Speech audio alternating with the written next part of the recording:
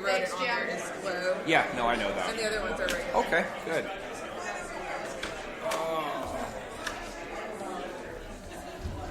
Another day in paradise. See, we have some LNG folks here today. Yes, I beat him here, so. That's good. It's an interesting thing. Did you notice?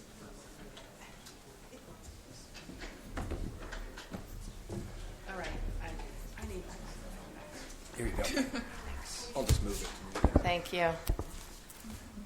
All right, we're going to turn the program over to Jim. Good morning. Good morning, Governor, Treasurer Wheeler. Morning. We'll go ahead and get started with today's land board meeting. And the first item of today's meeting is our state land board's presentation. And just as some background on this presentation, each year the state land board presents awards for responsible, sustainable stewardship of Oregon's natural resources. We're now in our 12th year since 2004. And the land board has given 27 awards to people and organizations across the state for their extra effort, vision, and dedication to Oregon. Award winners have come from all geographic regions, from Northeast Oregon to the Central Coast, large cities to rural communities, the Willamette Valley to Southern Oregon. Awards have gone to watershed councils, private landowners, ports, small nonprofits, mitigation bankers, government agencies, large environmental organizations, and law enforcement groups. Honored projects have been supported by an array of partnerships and funding sources. Jim, I'm not sure your microphone is on. Is my microphone? Am I talking loud enough? How's that? Yeah. That no? Yeah. No, it's as good as I think it gets. Okay. I'll I'm try on, to stick definitely. close here. Sorry to interrupt. No, it's fine. Thank you for that. So this year's awards feature artwork by Northwest Class artist Ann Kavanaugh. We hope our award recipients enjoy their beauty as much as we do. I especially want to thank everyone for joining us today and for traveling to Salem to be part of the awards ceremony. It's encouraging for the land board to know there are so many outstanding projects taking place throughout the state, and I commend today's award winners for protecting our natural resources for future generations. For today's recognition, Governor Brown and Treasurer Wheeler will each present a Wetland Project Award, and we'll take photos of each group after their award is presented. So, Governor, you can go ahead and present the first award. Try not to trip over the microphone. Good morning, everyone, and welcome. I'm very pleased to present a Wetland Project Award for the Backwater Station Floodplain Restoration. This project is a terrific example of how nonprofit organizations work with a private landowner to voluntarily preserve wetlands in the Clatskanie area along the Columbia River. The landowner, Corinne Hunt, wanted to restore the area's natural hydrology to provide better habitat for fish and other wildlife. She also wanted to create an opportunity for people, a natural area to enjoy the environment, and to learn about the value of preserving natural habitats. Ms. Hunt invites the public in by allowing camping and boating on her property, which has 14 tent sites and kayaks available for campers. The Backwater project was completed in September of 2015 and involved breaching a levee, removing a tide gate, and reconnecting the 26-acre eastern basin of the property with the Columbia River. Other work included the construction of tidal channels, installing large woody debris, altering the topography, and planting native shrubs and trees to replace invasive reed canary grass. The property now has habitat for juvenile salmon and improved wetland areas for birds, amphibians, and reptiles. The western pond turtle, currently listed as critical on Oregon's sensitive species list, has also been observed on the property. The restoration was accomplished through a successful multi-organization partnership. The key players include the Natural Resources Conservation Service, the Columbia County Soil and Water Conservation District, the Lower Columbia River Watershed Council, and the Bonneville Power Administration, who provided grant funding for most of the technical work. An innovative part of the project involved the use of conservation strategies described in the Beaver Restoration Guidebook, a new guide that emphasizes preserving beaver habitat as part of restoration planning. If they're successful over time, the project designers believe there could be significant cost savings for other projects that use these techniques. From its inception, the Battwater Restoration Project was developed to involve the community. The landowner, Corinne Hunt, will host elementary school classes on site this spring to help with planting, and she had the vision that sharing her property with wildlife and people would become a model for other landowners. Please join me in congratulating Ms. Hunt and the many people involved in the Battwater Station Floodplain Restoration Project. So, I'd like to have the following folks come forward to accept your award. Melissa Page, Tyler Jokey, and Nathan Herr from the Columbia Soil and Water Conservation District. Margaret Magruder, Lower Columbia River Watershed Council and Chair of the Lower Columbia Estuary Partnership Board. Dan Evans and Deborah Marriott, Lower Columbia Estuary Partnership, and Corinne Hunt, landowner of Battwater Station. So come on up, you guys. We'll take your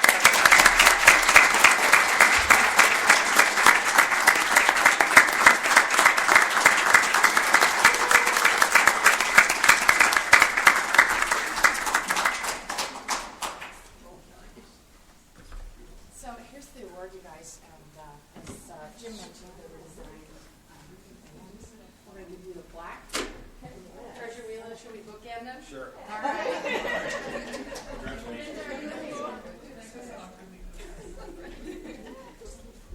Can you guys slide in a little bit, I think? Get everybody?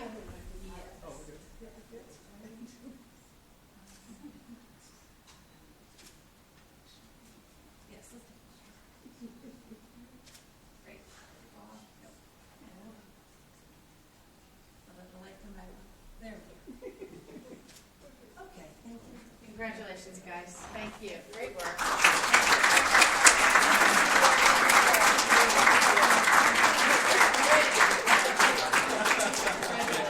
Good job. Thank you. Good job. Thank you. Thank you so Thanks much. a lot. Thank you again. Today. So, great. Very good. I think fabulous. Yeah. That's really stunning. What's the artist? The artist is, because his name correctly, Anne Kavanaugh. And so they sent her a photo when she did that. Isn't that stunning? It's really cool. So, all right. Congratulations. Congratulations. Treasure Wheeler, you're up next. All right.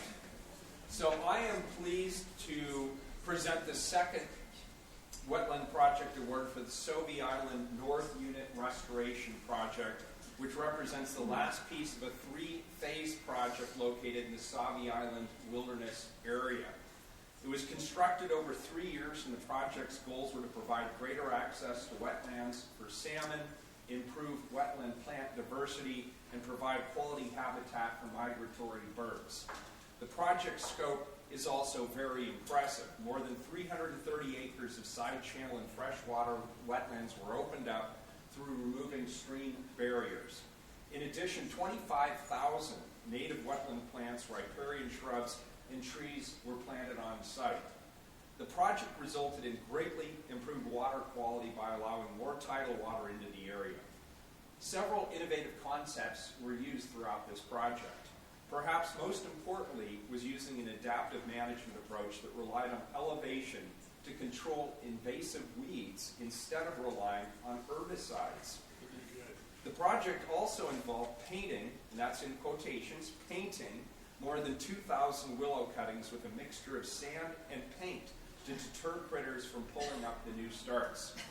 As with most Land Board Award recipients, the Sauvie Island project involved many partners, consultants and contractors, including the Columbia River Estuary Study Task Force, otherwise known as CREST, the Oregon Department of Fish and Wildlife, they were the landowner in this case, PC Trask and Associates, Environmental Science Associates, Aquatic Contracting, BioHabits Incorporated, and the Bonneville Power Administration, who provided the financing. They also engaged local school kids. Engaging local school children was a key benefit of the project as well.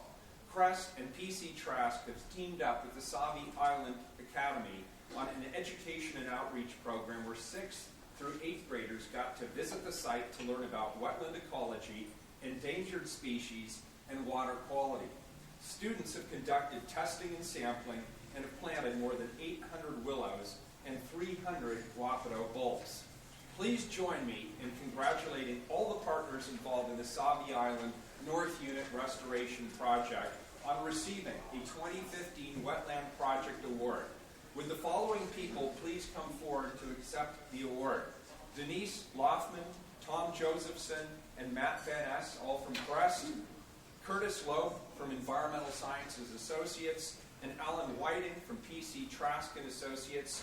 We'd also like to acknowledge Mark Nobiker of ODF&W, the manager of the Waldheim area where the project took place. Congratulations. Come on up, get your award, and let's give it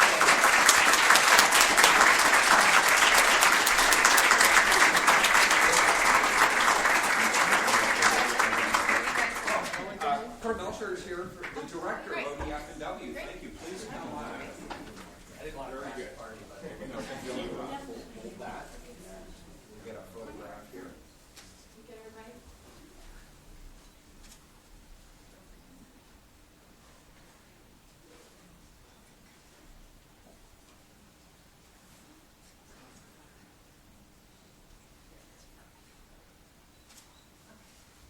Good? Thank you. Thanks, All right. guys. Hey, congratulations.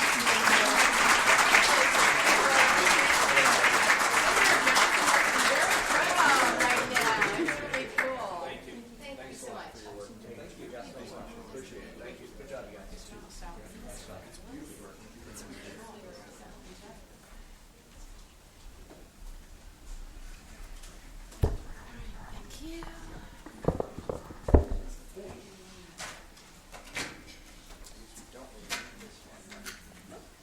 Right, thank you, everybody. We just need a minute or two to get reset to start move forward the rest of our meeting.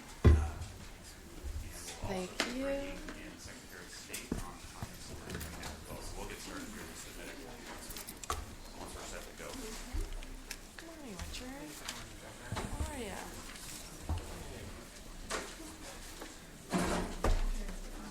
I'm good. What's that? Spent the morning preparing. Oh, yeah, very good.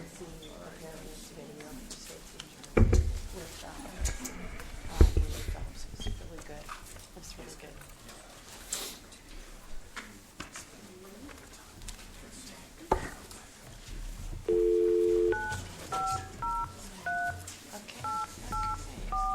Okay.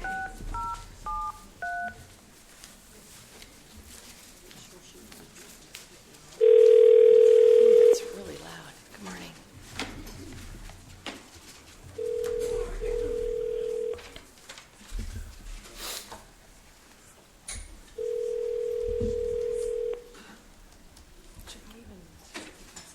This is Jean. Good morning, Secretary of State. This is Jim Paul, Department of State Lands. Can you hear us okay? Okay. I could use a little bit more volume from you. You gotta get really close to it. How about this? Is that better? I'm like Jim. Pretend it's an ice cream cone. Okay. Yes, that's better. Is that better? Yeah. Okay. Thank you. Apologies that I can't be there. Well, thank you, Secretary of State, for being able to join us by phone today, and I understand your time is somewhat limited. So we are going to move a particular agenda item up on the agenda to deal with while we have you, as long as we have you. So we're going to be moving directly to agenda item 5, action item. This is an action item on the land board agenda item. So, Jim, I'm going to go ahead and open the April 12th, 2016 State Land Board meeting, and we're going to move item number 5 on the action agenda up to the first item to accommodate Secretary Atkins' schedule. Is that correct? Yes. Okay. That's correct. Please proceed. Thank you, Governor. So this item has two pieces to it. Part of it is to present the annual Common School Fund investment report to the Land Board, And the second piece is to deal with the issue of whether the State Land Board should authorize an increase in the Common School Fund distribution to Oregon K-12 public schools for the 2015-17 biennium. I've given the Secretary of State's time. I'd suggest we work through work on the second piece first, which is the distribution question, and then following that discussion and item, we will then finish with Investment Division's annual report on the fund. And I have with me today Karen Lim from the Treasury Investment Division for that part of the agenda item. Great, thank you. So by way of just a quick background for you, Land Board, brief summary and background, the 2015-17 Governor's Balanced Budget assumed a 4% Common School Fund distribution in accordance with the Land Board's current distribution policy, and this is in Appendix A of your packet. In the budget report for Senate Bill 5507, the 2015 legislature recognized the need for increased funding for the state school budget. The additional funding was proposed to be met by the Land Board electing to increase the distribution from 4 to 5% for the current biennium, and the legislatively adopted budget reflected that increase. If the Land Board were to elect to do so, there is a draft resolution in Appendix B that for the State Land Board today that would support the budget report by authorizing the distribution of this additional 1% for a total of 5% of the 3-year rolling average balance for the 2015-17 biennium. And our recommendation is simply to request that the Land Board make a determination on whether to increase the Common School Fund distribution to 5% for the 2015-17 biennium. Thank you. Questions? Treasurer Wheeler. I just have a comment, just for the record. It's safe to say that the distribution process has become confusing. I'm even a little bit confused about it at this point. I think my colleagues probably share some of that confusion. The policy that's in place, I believe, was originally adopted in 2009. There's been exceptions to that policy 3 years subsequently, three budget cycles subsequently. I voted for those exceptions twice. However, the last time I voted for that exception, I was crystal clear on the record that I did not think a 5% distribution was sustainable and that I would not vote for that exception again. So I'm going to stick to my word on that.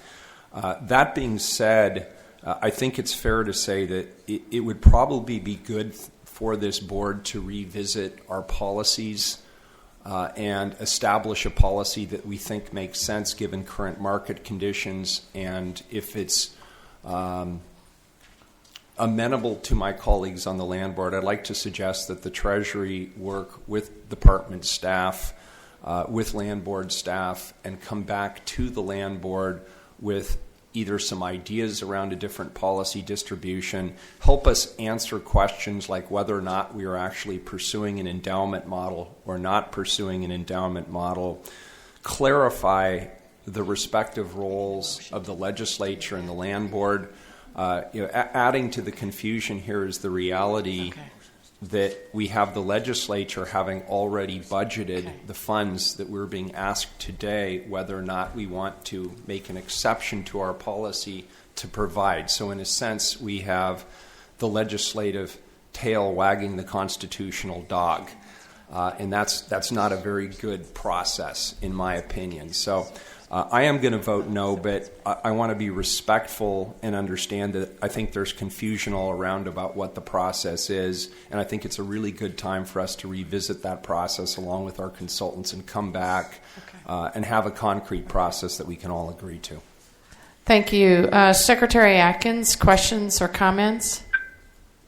Well, I'm absolutely prepared to support this motion. Just overall, I think the total distribution doesn't substantially exceed the principles that have been established by the board in policy and, as the Treasurer mentioned, in practice. And the state school system is still in the process of recovering from pretty devastating reductions that took place in 2009 and throughout the recession, which has resulted in, as he noted, the additional resources that have been needed. And so all in all, I feel like it's an appropriate allocation I do note, and I do agree with the Secretary, that the legislature doesn't quite have the same obligations that the land board does in terms of the fiscal integrity and assuring some growth in the Common School Fund. And if additional research and analysis can help us get back on a process where the land board policy feels comfortable to the land board, and we're able to say in advance what proportion of the fund can be distributed before the legislature enters into its deliberation, I think that's a good thing to do, and appreciate his recommendation in that respect.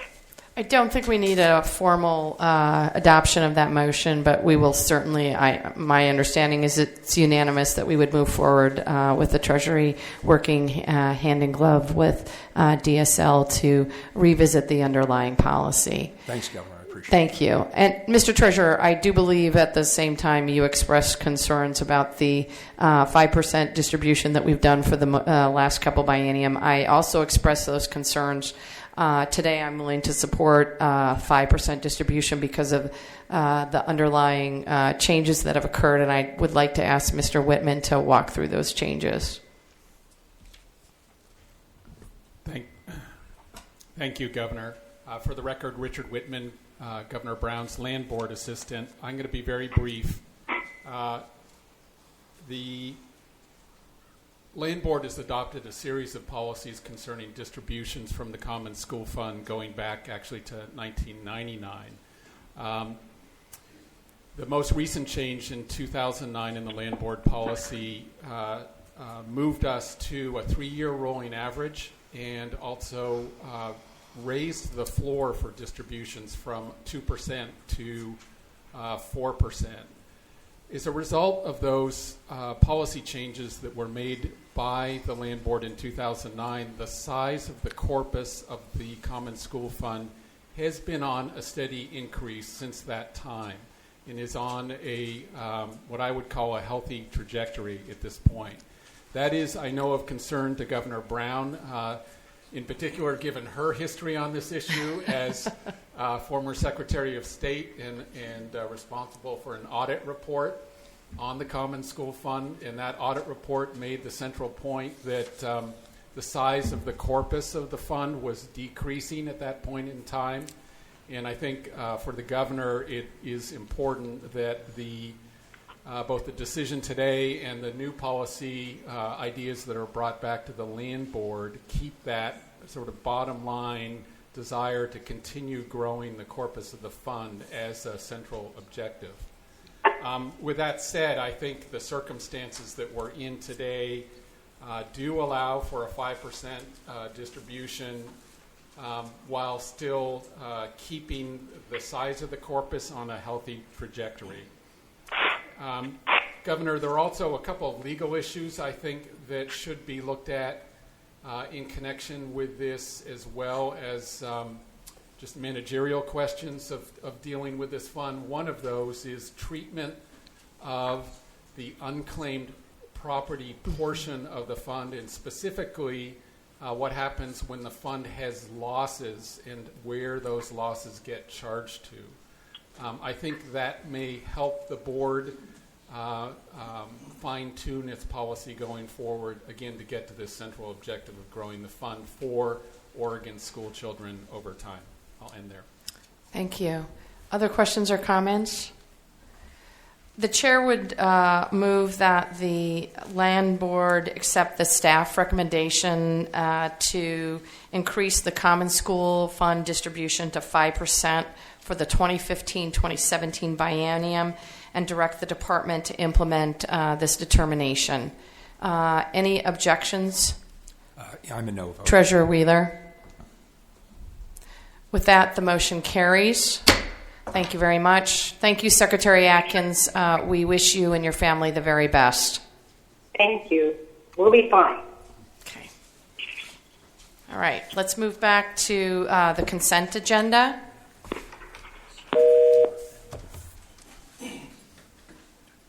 At the top of the page. Thank you, Jim. Yes. So back to the top of the agenda. The next item is the consent agenda, and this is a request for approval of the minutes from the February 9, 2016 State Land Board meeting. So moved, Governor. Treasurer Wheeler moves staff approval of the February 9th, 2016 Land Board meeting. Hearing and seeing no objections, the motion is approved. Moving on to the action agenda. Thank you. And actually, I just overlooked the fact we did not go into the second Yes, part I of did our- too. Thank you. We'll go back. Item number 5. So let's continue now again. Sorry, Perrin. Going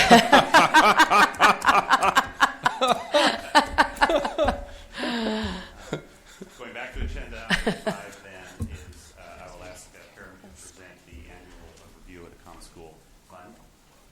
Thank you.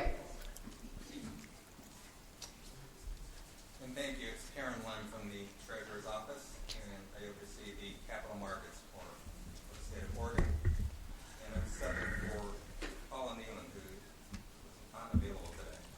Well, we're glad you're here, even if we skipped over you. So, No problem. So the review for 2015 for the Common School Fund, as Treasurer Wheeler noted, these were difficult times. These are difficult times. It outperformed the benchmark, and actually as of February 29, it's still outperforming the benchmark. But again, for the 1-year period where the Common School Fund is down 5.9%. The benchmark is down 7.08%. So managers, the asset allocation is working, but it's a difficult environment, and nothing remained unscathed in the last year. It's a low yield environment.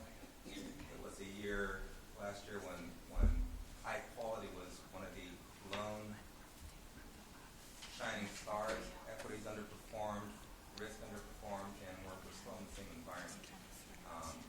Going forward, I think staff is going to address some of the Common School Fund allocations and proposed recommendations at some point later this year. But again, it's difficult, and not only for the Common School Fund, but for the pension assets, safe assets, everything else as well. It's just the world we live in at the moment. thank you. Questions, comments? Good. Okay. Thank you very much. Thanks, Perrin. Appreciate your report. Okay, thank you. And now, back to the top of our agenda. We'll move to agenda item number 2, the first of our action items. And for this one, I'm going to ask some DSL staff to join me, Chris Costelli, who's going to bring a little piece of No, Mr. Ross, thank you, and I'll let everybody know. I don't know. What we're going to do is work through our agenda, and then I know we have certain folks that are interested in speaking on specific topics. For example, Ms. Pagel would like to speak, and I'll make sure she has an opportunity to speak on that specific topic. And then we'll save some time at the end. I have a handful of folks that have signed up and wish to speak, and we'll give everybody a couple of minutes. I don't know what Treasurer Wheeler's schedule is like, but we'll give an opportunity for folks to speak at the end of the meeting, Mr. Ross. So thank you for asking. Okay, so the subject for this agenda item is a request for adoption of a new rule division, Division 68, rules for governing the identification, notification, sale, and exchange, clearing title, or reservation of historically built lands, and the approval to create, sell, exchange, or reserve new lands. These are in your appendix A and B. And in combination with the repeal of sections of Division 67 that have essentially been moved into the new rule division and no longer applicable. So to present background and summary on this issue, I've asked Chris Costelli to join me and do that for you. Thank you, Chris. And Chris, I just want to say before you start talking, we really appreciate, I know you've really dug in on this project and just really appreciate the time and energy you've spent. I know there's been a whole coalition of folks that have helped you, but I really appreciate your leadership on this. Well, thank you, Governor Brown. I'm not sure that is that might And thank you, Director Paul. Pretend it's an ice cream cone. Just as close as possible. Okay. I'm not sick, so try to keep that in mind for the speakers after me. Good morning, Governor Brown and members of the Land Board. My name is Chris Costelli, and I'm a policy analyst here at the Department of State Lands, and I'm going to walk you through this agenda item today. I would like to start off with some background on the issue and led to the rulemaking, then discuss the rulemaking process, the RAC, and a brief summary of the main sections of the rule. Also talk a little bit about the public comment period and finish with some lessons learned coming out of the public comment period. So you might remember that we presented on the topic of filled lands and the work of our advisory group, the Filled Lands Advisory Group, in June of last year. We were over at Fish and Wildlife because we were in the middle of a major remodel here. In fact, my desk was right there. Just go back to the topic. Filling has occurred along state-owned waterways going back to statehood. Early on, we were very much a waterway-based economy, so navigational channels were dredged or improved for ships to be accessible. Those dredged wells were shorecast, as it's called, and the upland was sort of, the waterway was filled from the upland out to the navigational channel to make it easier for goods and services to be shipped. In 1963, the legislature enacted laws to address the filling of waterways by passing the New Lands Act. This legislation required landowner approval. In most cases, that would be you, to fill land and establish procedures for how the board would sell or reserve those new lands. Prior to 63, ownership frequently was not addressed or resolved when the state had an interest when the fill was created. As a result, ownership became clouded over time, and the state has an interest in these lands by virtue of the fact that they were created from state-owned waterways and never conveyed. The fill is an evulsive act. The line of ownership freezes, and therefore the state has an interest in that, and it becomes a cloud on title. So this caused a lot of controversy and work over the years for both the agency and impacted riparian property owners that were not aware of the cloud on title. Typically, these fills were done decades before they resided on that property. In 2013, the legislation was introduced to quit claim all historically filled lands away. This legislation did move out of committee, but DSL agreed to convene a working group to look at that, and that was the Filled Lands Advisory Group. The group was comprised of Chuck Bennett from the Confederation of Oregon Schools Administrators, Jim Green from the Oregon School Boards Association, both representing beneficiaries of the Common School Fund. These lands do have a value and are asset to the Common School Fund. Senator Floyd Prozonsky, Senator Jeff Cruz, Maddie Sheehan representing recreational fishing interests, Dave Honeycutt from Oregonians in Action, the late Jay McCauley, and Martha Pagel from Schwabe Williamson Wyatt. I think we have Martha here today. Yes. All representing riparian property owners and private property rights. And I would just like to say the late Jay McCauley was involved a lot in DSL issues, and we were lucky to have him present and get his input on the flag.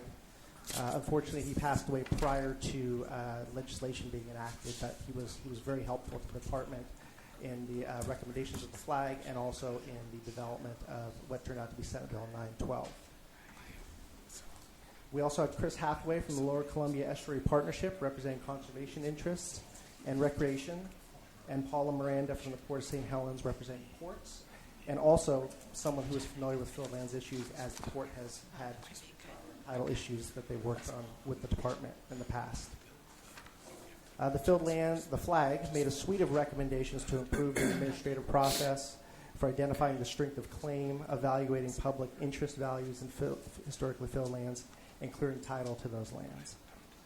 The flag also recommended, contingent on funding, that DSL complete an inventory of all historically filled lands where the state has a potential interest in the property and notify those owners of the issue. That was a question that came up from pretty much all the flag members at every meeting. Well, what is the sphere of the issue at this point in time? Filled lands have been addressed by both the legislature and the land board pretty actively in the 70s and 80s. The sort of tapered off in the 90s and 2000s to where we are today, where we bring a couple to you a year on a case-by-case basis. So basically, we didn't have an answer to that question, and that is one of the things that led to Senate Bill 912. Senate Bill 912 also carried forward all the other flag recommendations that required statutory fixes, including actually defining historically filled lands, which was not defined in statute at the time. So this all led to the task at hand to draft a new set of administrative rules that address the recommendations of the flag. address the requirements of Senate Bill 912, and ensure that the administrative costs are covered to the best of our abilities of the department. And we also developed a process for addressing the creation of new lands. We have never really had a process and rule for doing that. We bring, as the landowner, we bring a couple new lands, requests for those to you, maybe a year, maybe one a year, and we took this opportunity to set up an administrative process and rule for that. We convened a Rules Advisory Committee to assist in that effort. All members of the FLAG were invited to participate on the RAC. We also added some other participants to the RAC. Mary Ann Nash from the Oregon Farm Bureau. The Oregon Farm Bureau showed interest in Senate Bill 912, so we wanted to make sure they were pulled in. Joy Vaughn from Oregon Department of Fish and Wildlife. I don't know if Director Melcher's still here, but she was very helpful in the rulemaking process. Roger Craddock from the city of Coos Bay, not only to represent local government, but also as an entity that has had to work with the department quite a bit on historically filled lands issues, and Mark Nystrom from the Association of Oregon Counties. The RAC met to discuss the draft rules in October and November of 2015. The RAC came to agreement at their November meeting that the draft rules were ready to go out for public comment and hearings. So you should have a clean set of the rules and a red line version with track changes in your packet, along with the staff report. Some of the major sections that we crafted were how we will identify the state's interest in historically filled lands as you direct us to study waterways. Most of this process was derived directly from Senate Bill 912. The Filled Land Strength of Claim Review checklist that the FLAG came up with from their work, and from current practices employed by the department. We also developed a notification of a board declaration section. Much of that was also derived from Senate Bill 912. And with the help of the RAC, we developed an application review process and approval process that is consistent with other agency application process, but also meets the recommendations of the FLAG. So we didn't have to reinvent the wheel. Kind of processing applications is our business. Some of the other FLAG recommendations that were codified in rule were various options for clearing title to historically filled lands. This included a no-cost option for properties where a real market value of the state portion was less than $20,000, and an option to settle the state's claim for 50% of the real market value where the state portion is valued between $20,000 and $100,000. Anything over that, over $100,000, or if the public review process indicates there are significant public interests still attained in those filled lands, those all go to a negotiated sale, which is how we've been handling them to date. So that would include an appraisal. It would also include the ability to negotiate on terms, including ensuring public access if that's something that has been available to the waterway, or requirements for an easement to attain that public access if that was something that had been previously available on that lands. The department held 2 public hearings, one in Astoria on December 16th, which is my wife's birthday, and one in Coos Bay on December 17th. We did return to Astoria for a public meeting later in January to provide information on all of our rulemaking efforts and to discuss other waterway-related issues that people were interested in. And I'm sure some of the folks in this room were at our January meeting up in Astoria. We did receive 4 public I should say we had a 2-month public comment period. We extended it. It ran from December 1st, 2015 to January 31st, 2016. We received 4 official public comments and did our best to respond to them. You can find those responses in the staff report, and you also see some changes to the draft rule that are highlighted in the red line version. I did want to just briefly touch on some lessons learned. I don't think the FLAG process and the subsequent RAC process could have gone any better. It was a very public process. We had a diverse group of stakeholders who worked really hard to come to consensus recommendations, and then a consensus that the rules were ready to go out for public comment. But I do want to note that our notice of rulemaking and information regarding our public hearings didn't hit a broad audience, and that's one of the reasons why we extended the public comment period and went back up to Astoria for a second meeting. We did follow all of our procedures for rulemaking, but it also gave us an opportunity to sort of discuss maybe what went wrong and work on a rulemaking outreach strategy, which we're in the process of developing now. So with that, I'd be happy to answer any questions you have, and thank you for your time. Thank you. Jim?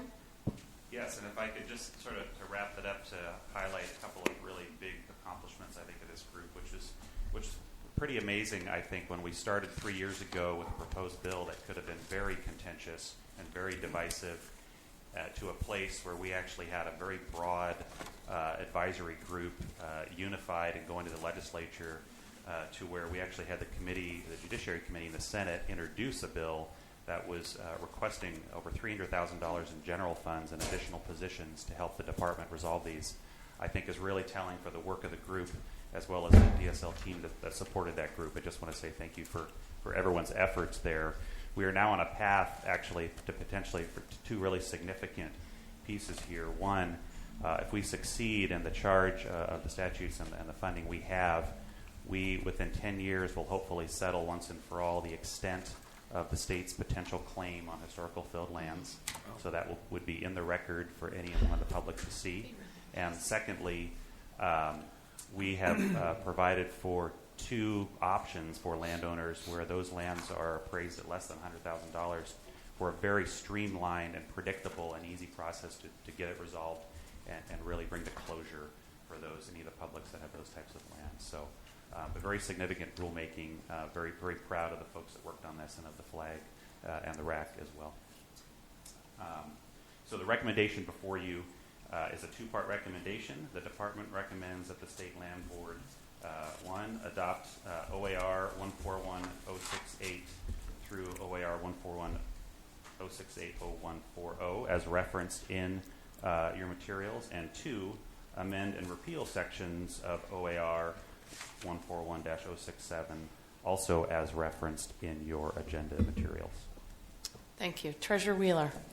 So, Governor, I move the staff recommendation, the adoption of OAR 141-068, the new administrative rules governing the identification, notification, sale, and exchange, clearing, title, or reservation of historically filled lands, and the approval to create, sell, exchange, or reserve new lands, OAR 141-168, and number two, the adoption to and repeal of the administrative rules within OAR 141-067 that reference new and historically filled lands. Well done. Do you have any comments or questions? Just one quick comment. Personally, I find filled lands to be a tremendously complex, arcane, and really important subject, and I want to thank the people on FLAG who spent so much time focused on this. I want to thank you and the Department of State Lands, the legislature who took a good hard look at this to try and improve the things. This is an example of a group of citizens coming together to improve government and streamline it, as you said, simplify it, make the costs more commensurate with the work required. So I think this is really a fabulous outcome. Chris, you have got to take your wife out on her birthday to something other than a filled lands advisory hearing. A story would be great. It's just not a filled lands committee hearing.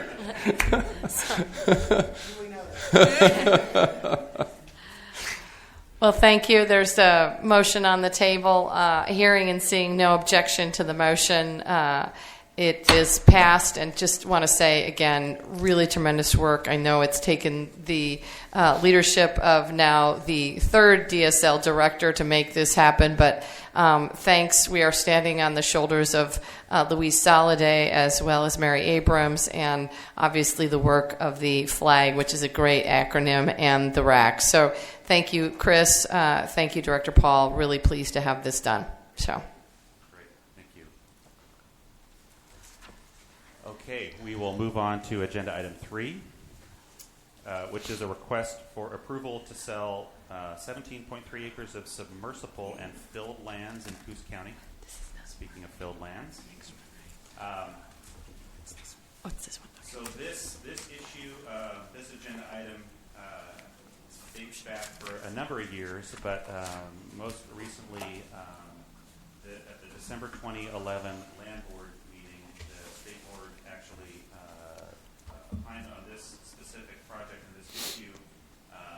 had an agenda item come before them for the approval of permits to create new lands for future sale to Ocean Terminals in North Bend, which this approval today is in regards to. The reason it was brought before the land board in a permit setting is that by statute, the state law allows any private party that is adjacent to waterways that goes ahead and actually does the filling and is authorized and approved to do the filling under state law, then has a legal right to purchase those lands. So this was brought before the state land board at that time as a preliminary approval contingent on a number of steps that needed to happen to make sure we were consistent with the statutes and the authority of the board that does need to approve real property transactions. So fast forward to today, we're now at a place where we've gone through a number of steps. Ocean Terminals has gone through a number of steps in terms of fulfilling the permit and the requirements under that permit. This sale includes not only new lands but historically filled lands. So we've also gone through a process of them with resolving a cloud on title to a portion of these acres. I believe it's 12.8 of these 17.3 acres are historically filled lands that did have a cloud on title, and the ownership was not resolved. So we've been able to work through that with Ocean Terminals as well. And finally, there's a third piece of this transaction that involves submersible lands between the high and low water that make up the entire acreage of this sale. We did have a public review period on this agenda item that extended for 30 days. That was ended last month, and we did not receive any public comments during that review period. And that public review period is part of our normal process for land transactions. So we bring before you today a recommendation. The department recommends that the state land board authorize staff to complete the direct sale of the lands described above to Ocean Terminals for a value of $36,300 per acre for new lands and $8,861 per acre for the other lands, which is an estimated total of $258,434, pending a final survey to confirm the precise acres of the new and submersible lands and to exchange quitclaim deeds to memorialize the sale.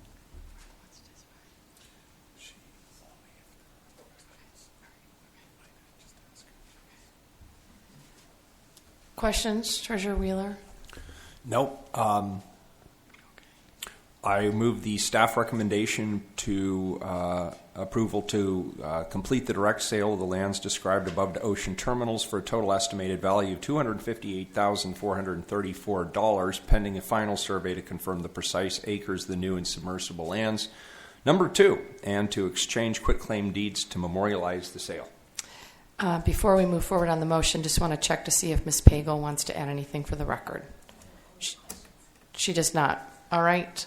Treasurer has moved the staff recommendation to item number 3. Any further discussion? Any objection to the motion? Hearing and seeing none, so approved. Thank you.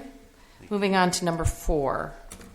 Agenda item number 4 is another land sale item. This is a request for approval to sell 120 acres of in lieu lands in Lynn County to satisfy a long-standing debt to the Baldwin Herndon Trust.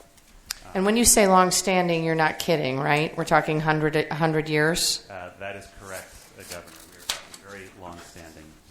And the origins of this transaction, just to give a context, date all the way back to 1859 at statehood, where under the Oregon State Admissions Act, Oregon was granted every 16th and 36th sections for every township and section to support its schools.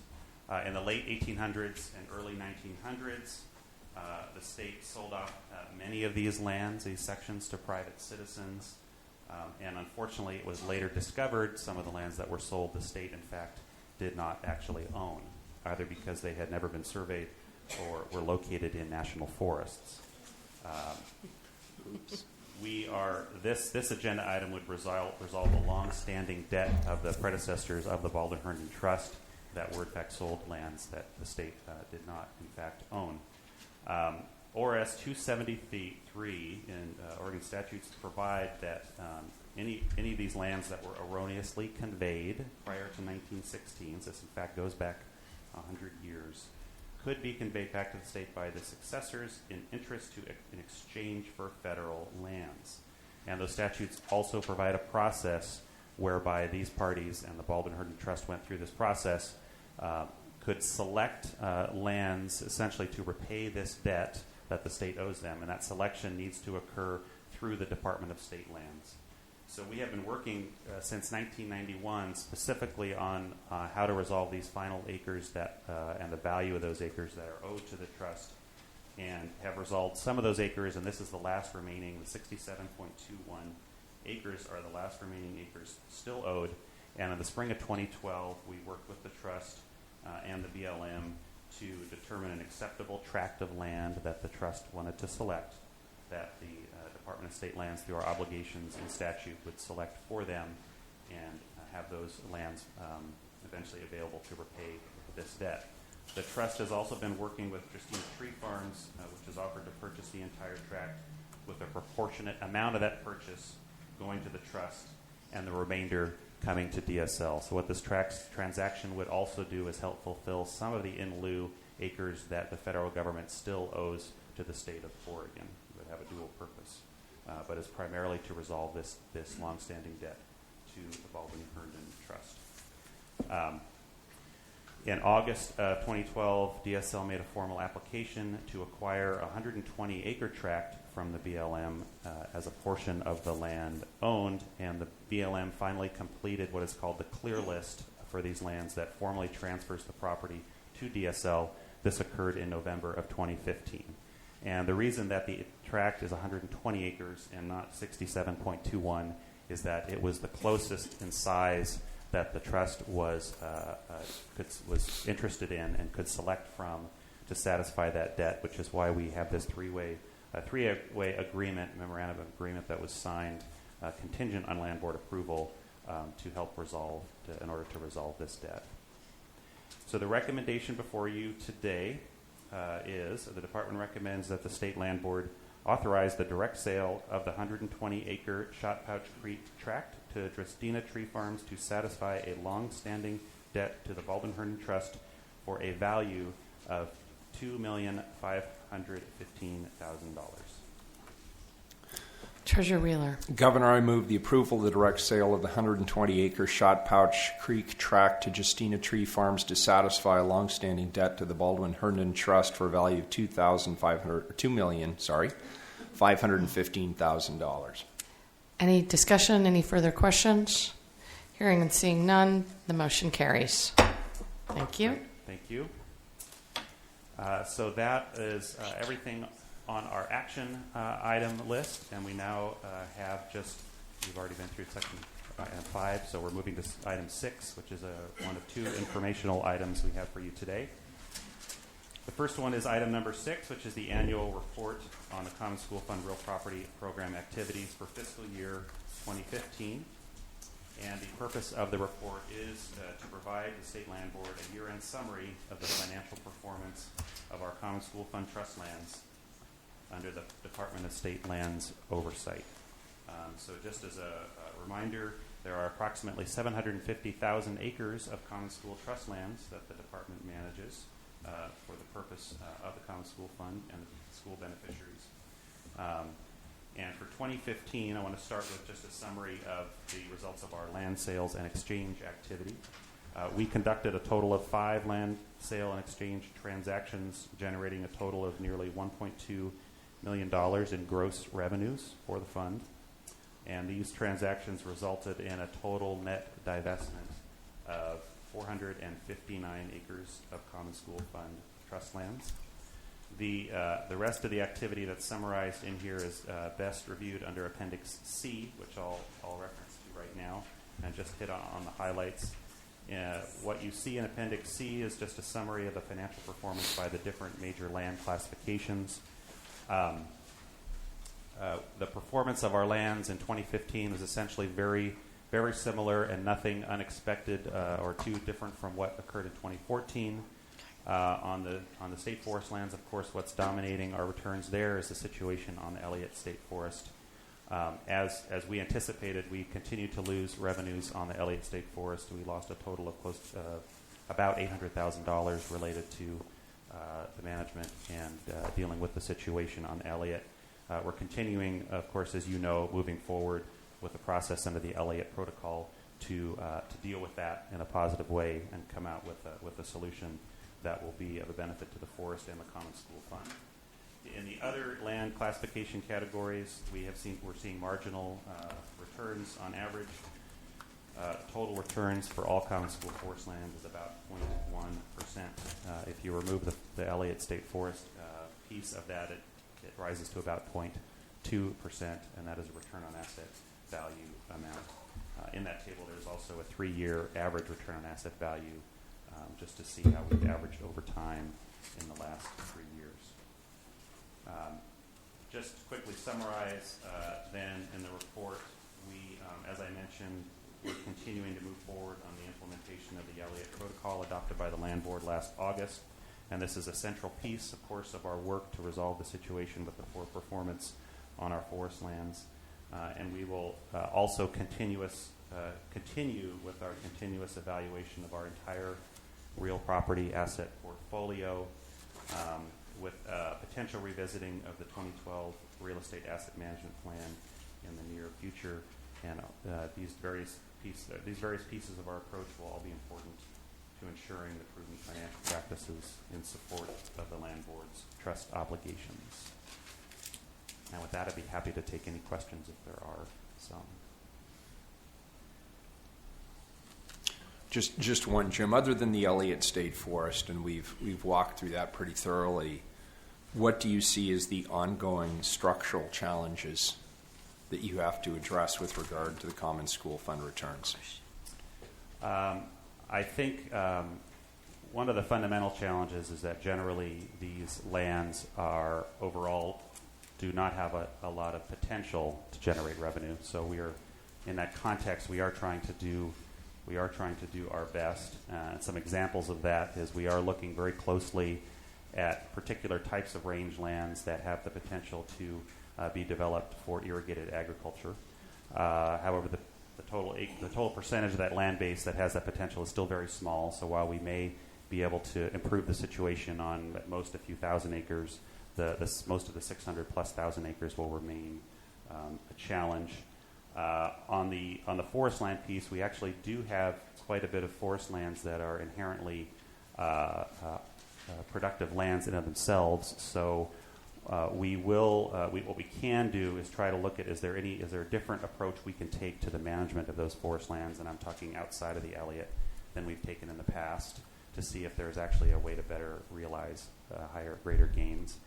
But again, Treasurer, coming back, the reality is we have lands that simply, for the large part, do not have a great potential to produce very high revenues. So long as we continue to own and manage those lands, it will be a struggle on the majority of those acres to realize much higher returns.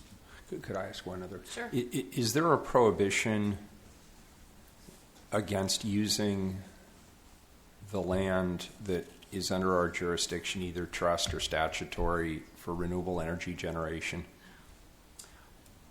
Treasurer, no, I don't believe there is any such moratorium. And we are looking at the potential, again, similar to the agriculture development. While there may be some opportunities in certain areas, potentially for wind development, and we've actually sort of highlighted a couple pieces of lands that we are holding on to, even though they're not generating revenue because of that potential. In large part, we have yet to see real potential across the majority of the acres. If I may ask one Treasurer more Wheeler, follow-up on please. that. So you do, in fact, have some sort of a survey or assessment of our lands that could potentially be used for renewable energy generation or have higher value in that capacity? Yeah, Treasurer, we haven't done a systematic evaluation, but we've had, in an ad hoc way, we have, in terms of our regular review of lands potentially to sell, we do, before we make a decision on potentially selling, we do a check to see if there is some other energy potential. So again, an ad hoc, but not systematically gone through the entire portfolio. Okay, I'm sorry. Sure, One go more, ahead. and I No, you're promise fine. this is my last. Is that done internally through DSL staff, or do you engage outside consultants to go through that process? To date, it is done internally through DSL staff. Okay, thank you. I appreciate it. Thanks, Jim. You're welcome. Thank you. I don't see any more questions, so we're good. Okay. Then we will move to the agenda item number 7, informational item. And with this item, I'm going to ask another DSL staff to join me at the table, Lanny Quackenbush, who is our field manager out of our Bend office that manages our real property work, along with some of our aquatic resource management work on the east side of the state. And this item is in response to a request from the land board last fall around the cultural resource considerations that we as an agency do. And so this is a presentation on the department's cultural resource review process for potential land sales and exchanges, essentially a summary of how we approach this issue in terms of reviewing our lands as we are preparing to potentially sell or exchange those lands.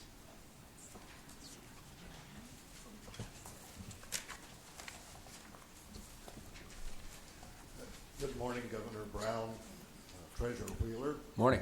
It's a pleasure to be here this morning to talk about this. This has been one of my activities of affinity, I guess, for many, many years. I've always had a real enthusiasm for both working with tribal government and with protecting cultural resources. So when I came to the agency in 2010, within the first month, I also had the opportunity to hire the agency's first archaeologist. And over the last 6 years now, we have been evolving in the land management functions in how we look at and protect our cultural resources. There are state laws. We tend to refer to SHPO, State Historic Preservation Office, and we work very closely with them. The rules and laws that they administer that require the protection of cultural resources, particularly on public lands. We really focused on this originally with active land management, where we were proposing or allowing ground disturbing activities on the land we manage. But as it's evolved, one of the things that we began looking at very closely was those lands that we were determining should be disposed of, and feeling that we had a very strong obligation to analyze those lands, see what was known and what was around them. So as you notice, and I'm not going to go into the details that I've written, within 2 to 3 miles of each parcel, we analyze the record, and that's a confidential record. It requires an archaeologist with their qualifications to access those records. And through that, we determine whether there's a likelihood that something will be on that land, as well as looking at whether there's actually something of record. Then, when we go through the process of deciding to sell, we also determine whether that is a significant factor that needs to be communicated to the potential purchasers. And particularly if there are recorded sites on the property, we communicate that information to the purchaser at the time of sale and make sure that they are aware of their private obligations to protect cultural resources on their land. So I want to keep that very brief. If you have questions, I'd be happy to answer questions. I just have one question. So if you first of all, what constitutes a site? Could you give me a couple of just clear examples of what a site is? Well, a site is the presence of some archaeological artifact, in its simplest terms. There's a process of isolates, which may be just a single flake. And when it becomes a collection of those types of things, like a flake from sharpening arrowhead, essentially it's the debitage from creating the arrowhead. If there is somewhere in the neighborhood of 10 of those in an area, that really qualifies as a site. And then we move to a extra step of determining the extent of that site and the integrity of that site. And if there is a site, it also becomes part of the record at State Historic Preservation Office. Very good. May I ask another question, Governor? This is fascinating to me, and I'm sorry I'm a rookie, and I'm not particularly knowledgeable on this subject, but it's interesting to me. So if you found a site, I understand that there's programs like at the University of Oregon that are always in the process of doing archaeological studies, and they bring students. Are there lots of these sites or not many of these sites? How rare is how often do you find a site? Is it very, very common or somewhat common or not common? Particularly in eastern Oregon, it is very common to find at least isolates. Okay. It is somewhat less common to see a collection in a concentrated area that would qualify as a site. Okay. But particularly in the non-forested environment, it is very common. Very good. And one final question, Governor, if I may. Go ahead. Is this a standard process that has been adopted by policy by the Department of State Lands, or is this just something that you do, or is this required by law as a seller? It's not required by law. I think it's a policy. It's also answering to the policies and the laws that are under the archaeological protection. Okay, very good. I appreciate it. Thank you.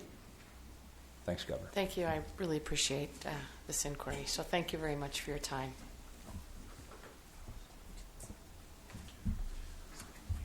Great. Well, thank you. That is all of the items that the department has for you today on the agenda, unless there are any other items that the board has to address. Don't think we have any further agenda items at this point. We're just checking on schedules. Okay. So we have about 12 folks signed up to testify. What I'd like to do, I'm going to invite Mr. Ross and Ms. Lori Durheim up. I'm going to give everybody 2 minutes, and that way we should be able to get everybody on this morning. So, good morning and welcome to your land board meeting. Governor, members of the land board, I was reminded during your acknowledgement part that I've always maintained that a good managed farm was the best wildlife habitat there is. And since I've been dabbling in politics, mine is managed so poorly, it's even better. But Wilma's the one you need to give an award to. She shares our property with black-tailed deer that eat her flowers and her apples. I want to read into the record quickly, as has to do with the Elliott. As you know, I was in favor of managing the Elliott under the Forest Practice Act that opposed selling it.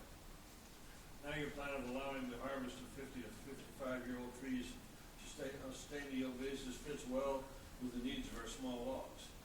Most of the remaining 150-year-old stands do not have old growth characteristics. There's pretty much just even age stands. And the old growth characteristics are pretty much in the valleys, in the shaded areas where shade tolerant species you have multiple layers, as well as on the 39 acres that we named in honor of Jerry Phillips that missed one of the fires. The point I'm making is we need to log the even age stands. It will make it much more saleable, and we'll be able to make more. The purchaser can make more money on it, and I think it's essential that we do that. And if you have any questions about that, I'll be glad to answer. I didn't read the whole thing. I'll give you copies of it. Great. And I want to say an aside that I'm still interested in the water distribution down in Klamath, and Can you go back to the deep. You need to go back to the mic, Mr. Ross. The deep wells are not connected to the river, because if they were, they would recharge when not in the off season, and you can shut down all the wells and not do a thing for the fish, but you do a lot for the economy of the county and their constituents. Thank you. Thank you very much. I'll Thank you. give one copy of this to you. I hope to follow up on seeing that even-aged timber is a case of log it or lose it, because my forebears were there and saw the fires that burned in 1868 and told me about it. Thank you, So, Mr. thank Ross. you. Thank You you. have a great day, and we're Thank glad you. you're here with us today. Thank you, Governor. I'm Lori Durheim from Astoria, Oregon, and it's time to say no to LNG for all of Oregon. You can do it with the CZMA, which is the Coastal Zone Management Act, the Clean Water and Clean Air Act. Let's stop fooling around and get it done. We're coming on 11, 12 years of us fighting in Clatsop County, and Coos Bay has been fighting in Southern Oregon for a very long time. So I just like to leave you with Washington State said no, California said no to LNG, and Tijuana, Mexico said no to LNG. Let's Oregon say no for once and for all. Thank you.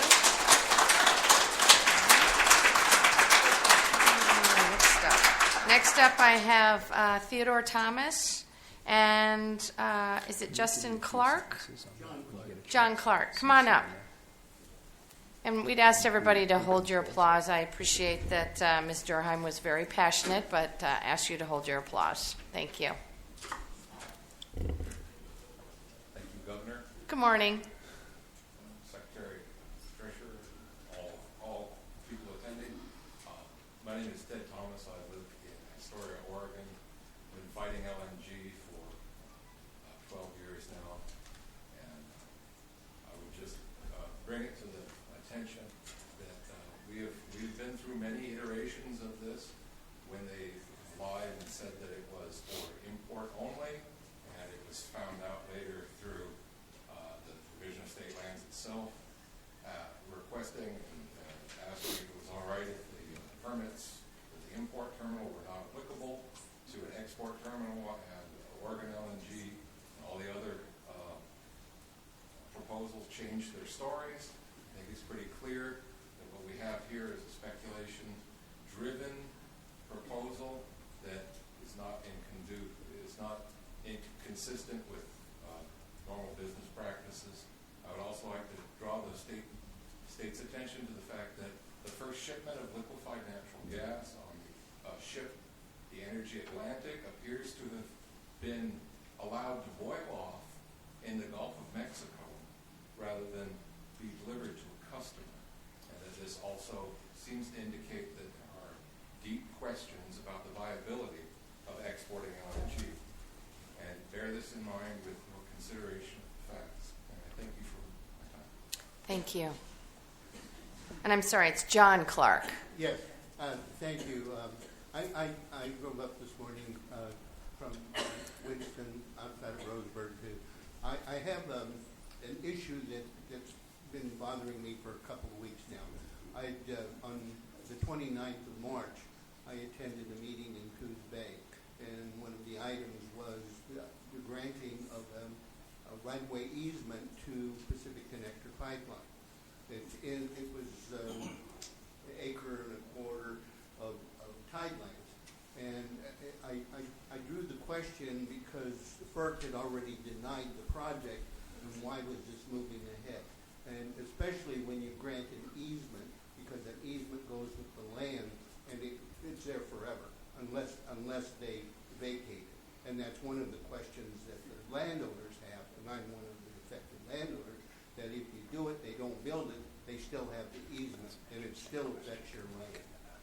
So I know that you don't have jurisdiction over the local government there, but the question I want to ask is, how come this project is still moving forward? Why aren't we letting it play itself out? We have a contested case for the Department of Energy on the siting council. that's a lot of work for individuals to have to put briefs together. Yeah, and so can't we just, you know, the Forest Service and BLM have both stopped all work on it, and I'm wondering why the state has.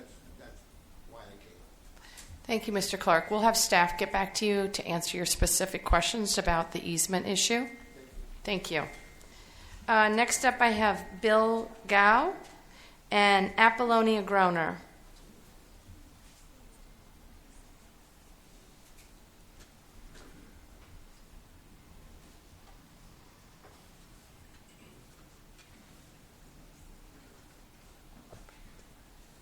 Good morning. Welcome. Go ahead. My name is Bill Gow. I'm a rancher from Roseburg, Oregon. I drove this morning to let you guys see the face of what effect this is going to have on our property. I ranch for a living, run cows. Now my son's taken over. I was the first generation put it together.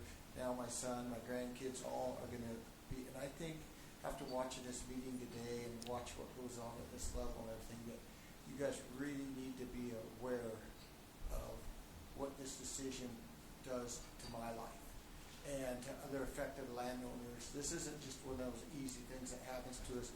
You know, the reason my ranch is still pristine is because I take really good care of it and I manage it for the long-term future. And this one project will do more damage to my ranch than anything that's been happened to it in the last 100 years or will happen to it in the next 100 years. That's how big a deal this is. And this isn't a light decision yet. And I don't understand after FERC denied this project, and you guys know FERC's record of denied. It's not really, so this is really a screwed up project.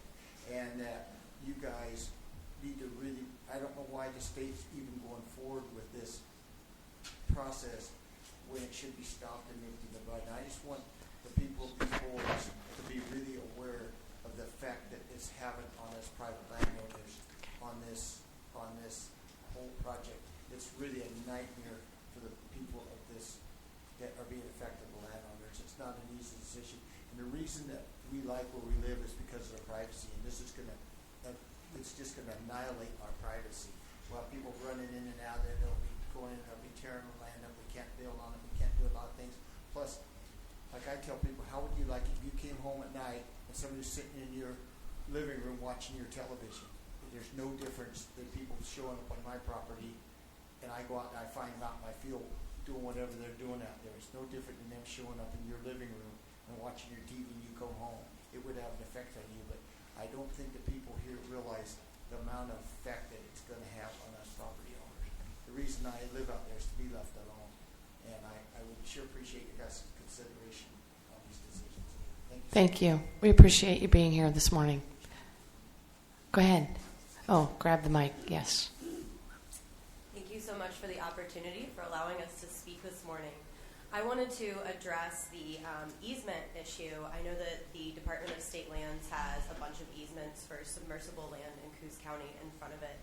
And the State Land Board has the power to take the authority to deny those permits from the Department of State Land. And we actually have talked to Treasurer Wheeler about this, and he's expressed concerns that the State Land Board doesn't want to get involved with those easements because they don't want to go down the slippery slope of having to determine easements for everybody.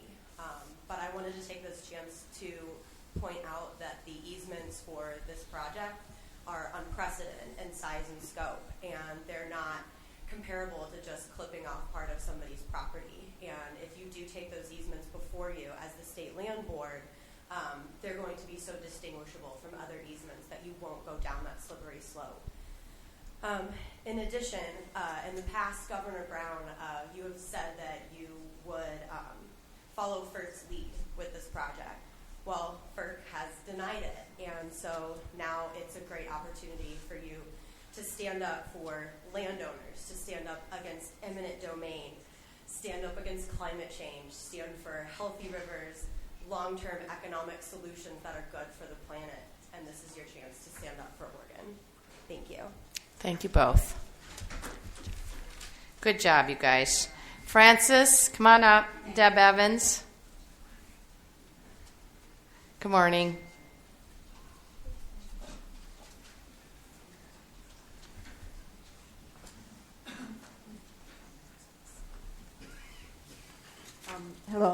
is Frances Etherington. I own property near Dace Creek, Oregon, that the pipeline wants to come through and clear cut my most beautiful and spiritual forest. And so I would like to ask you today to consider stopping work on this project. Since FERC has stopped it, you can stop too. The State Land Board, in particular, should look at Haynes Inlet, the permit through Haynes Inlet. You know, there was no proper analysis of the commercial and native oyster fisheries in Haynes Inlet. You have the power to say no to that easement through there. Jordan, FERC said that there was no public interest in this project, and Governor Brown, I hope that you find that there's no public interest also. Almost 600 of your constituents face condemnation of their land, as I said, including myself, and strictly for a foreign corporation who has said that the need for this project is so that they can increase fracking and export their gas to Asia because they have saturated their domestic market. The carbon emissions alone don't meet Oregon's goals for reducing climate change impacts. This project really has got so many hurdles to get through. For instance, the EIS was based on an environmental review of the BLM land management plans. And that BLM management plan is being replaced as of today. And so those changes, those NEPA changes, are so significant, this project's going to have to go back to the drawing board and have a whole new NEPA analysis on it. So there are so many hurdles this project has to go through. Really, it's dead. So you need to acknowledge the fact that it is dead. It's not going to get through those hurdles, and just stop working on it. Save Oregonians a lot of money, and stop working on it the same that the Forest Service and BLM have stopped working on this project. So Thank you. Hi, my name is Deb Evans, and I came up from Jackson County this morning. Thank you for the opportunity to speak. I know it's not everybody gets this opportunity, and we really appreciate it. I've been an impacted landowner for 10 years. We bought a timber piece over in Klamath County, learned shortly thereafter about the pipeline. So ever since then, we have jumped through hurdle after hurdle after hurdle to try to protect our property and to try to really protect Oregon. On March 11th, there was great celebration at our house because finally this huge weight went off of our shoulders and we got word that FERC had denied the project.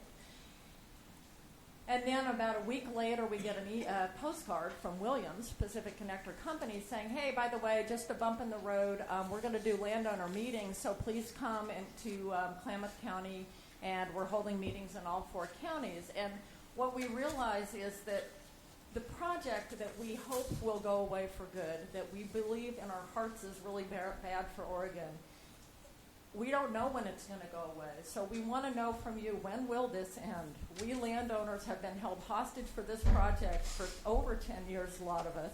We can't sell our property for what it's worth. We have grandmothers who want to retire, they're widows, and they can't sell their property. We have people who bought it to develop it, but they're afraid to put houses on their property because they don't know if they'll ever be able to get their money back. So it's really put a burden on the people of Oregon. It's kept us from being able to do what we wanted to do with our properties. And I want to just say, it's not about the money. We were offered a pittance. We were offered $2,000 for about 5 to 6 acres that we paid $1,000 an acre for.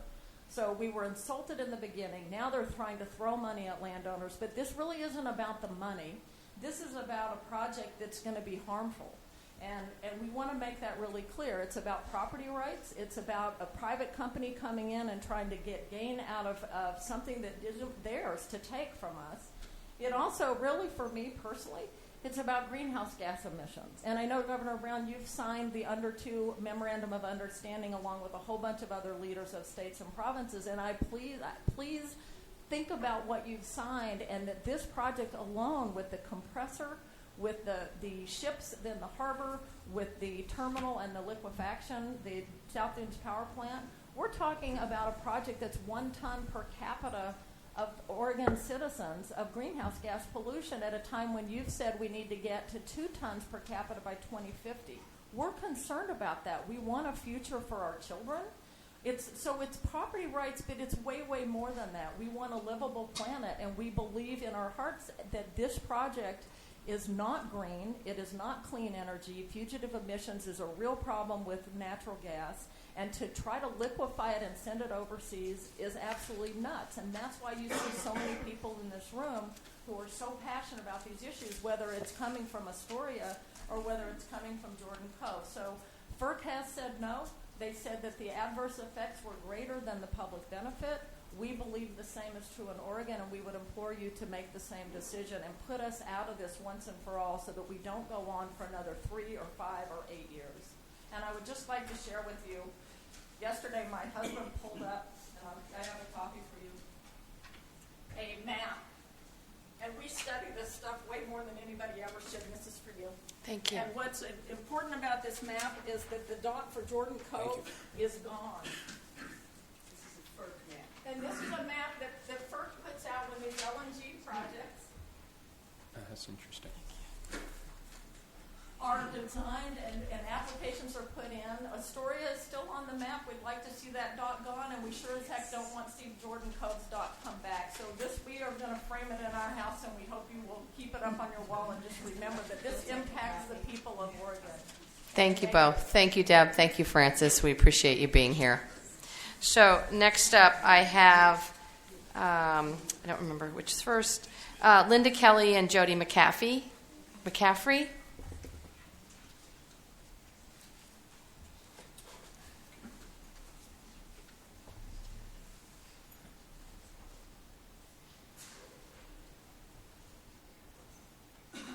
I want to thank you for the opportunity to say a few words. After what was just said, I feel like I really don't have too much to say.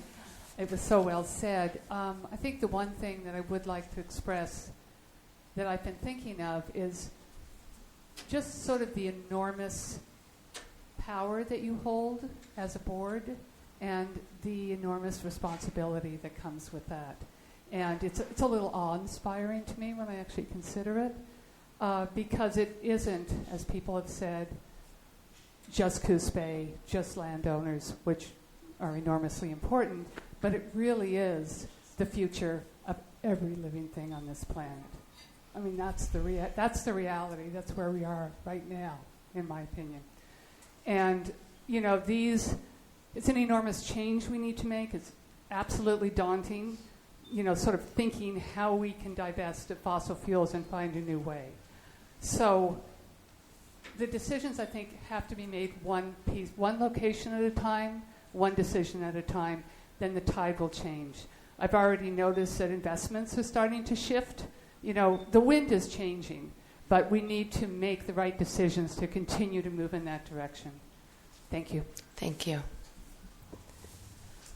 Jody McCaffrey. I actually live in North Bend, 2 miles from the Jordan Cove proposed terminal. I want to thank you, Governor Brown, Secretary Atkins, and Treasurer Willer for letting us speak today.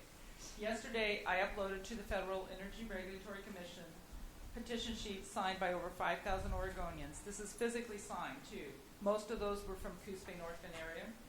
The petitions ask that the people elected by those elected by the people of Oregon who represent the people of Oregon in any state or federal office that you take action to stop the LNG export terminal and storage tank facility proposed for the North Spit of Coos Bay and the 232-mile, 36-inch Pacific Connector natural gas pipeline to the California border. FERC, as you know, recently denied the Jordan Cove project. And both projects in Oregon have major state land issues. They do not meet the state's criteria. And I know more about the Jordan Cove proposal than the one up in Warrenton, but I know that both of them have problems. And when something doesn't meet the criteria, the state has every right to say, this does not meet the criteria, your application is denied. FERC has done that, and I'm asking that the Department of State Lands take the lead too and do that. And as you see, it's because landowners have been living with this threat. They can't sell their businesses, such as Clausen's Oysters has been trying. They cannot sell their business because who wants to buy a business that's going to be having a pipeline probably destroy it? And other issues over the pipeline. And for 10 years, they've been under this threat, and they need relief. So it's not just, we'll just suspend this. deny it, say no. And I'm happy to discuss this with you further with detailed explanations as to why I think you have enough stuff to say no. They have not met your criteria. Thank you. Thank you very much. We appreciate you driving up to join us. It looks like Kathleen Zunkel. Get that right? And then Pearl Rasmussen, please.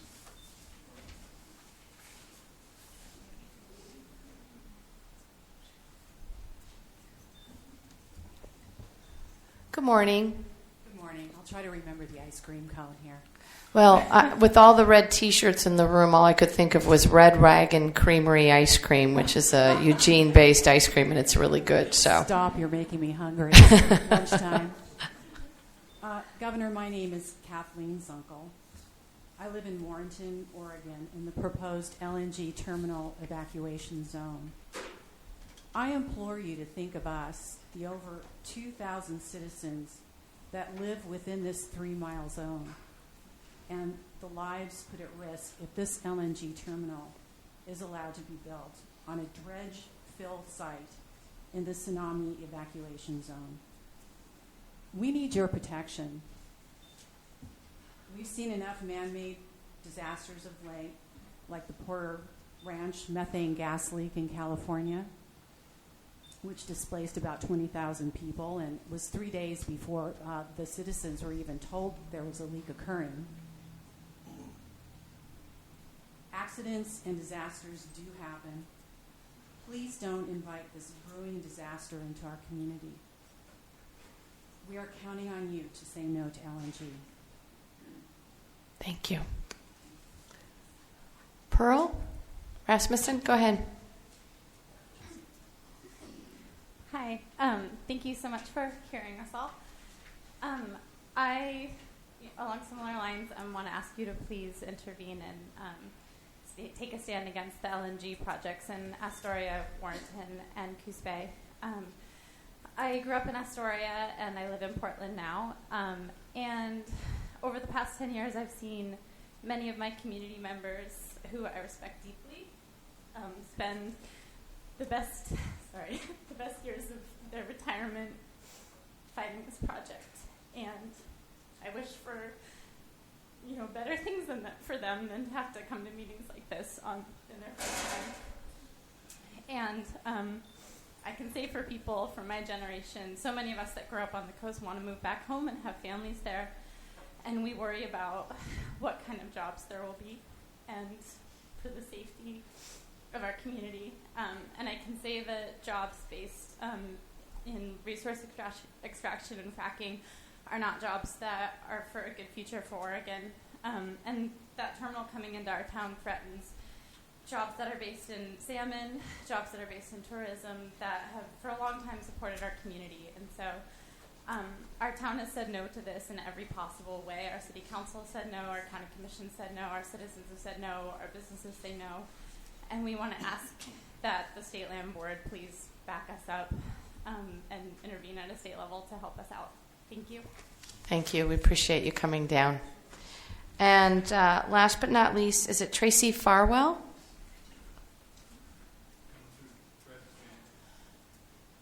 Come on up, Tracy. Thank you for having us this morning, Governor. You're welcome. An exceptional opportunity. I left Portland an hour and a half ago thinking I was going to watch and not talk. So, I'm talking and I'm speaking categorically as a retired engineer, 40 plus years of uninterrupted employment. Some of these assignments that I had where I'm solving problems, and if I don't solve the problems, I don't have a job, involve site safety and product safety. So there's a community of safety engineers and scientists who their key concern is safety of their fellow workers, safety for the community. The best example you have for this is the National Highway Transportation Safety Administration, FAA. We deal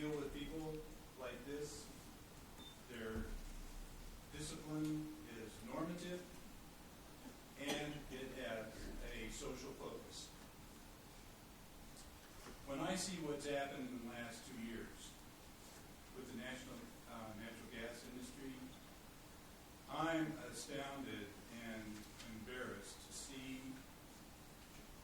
science and engineering professionals acting without any regard for public safety and public health. The Physicians for Social Responsibility has written up 130 pages on why methane leaks are really bad. I don't see any effort on the part of the natural gas industry to acknowledge the broader consequences of their infrastructure, which is in tragic disrepair. I don't see risk management. I don't see risk analysis. I don't see hazards analysis. For some reason, they think they're Harry Potter and they can wish that methane goes away somewhere else.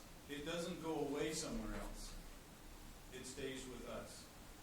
So, if you can find any behavior on the part of this industry that acknowledges moral obligation, that would be your first step in a decision process to invite natural gas or even oil infrastructure to the state of Oregon. And in closing, I'll say the advantage that we have here on the West Coast is that we have very little infrastructure. So there's no need to defend what's not here already, which you find so often on the East Coast. So please take advantage of the opportunity that you have to look forward in the future decades and just extrapolate the difficulties that Oregon may face if we choose to deal with this industry. So thank you for your time. Okay. Thank you. Thank you very much. So I understand that additional people have signed up. I provided about 20 minutes for testimony this morning, and both the treasurer and I need to head out. I would really encourage those of you, I know many of you have been very active, sending emails and letters to the members of the land board. I would encourage you to continue that as we move forward. I just want to say thank you for those of you who testified this morning. I found your information very interesting, and I appreciate your perspectives. I understand that there's a lot of frustration, but I appreciate your willingness to come forward this morning and have your voices be heard. And I'm also grateful for your polite clapping this morning.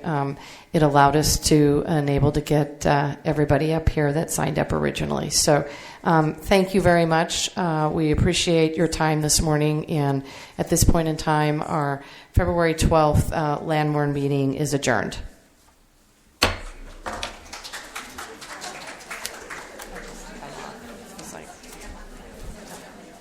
Thank you. We appreciate you being here this morning. So.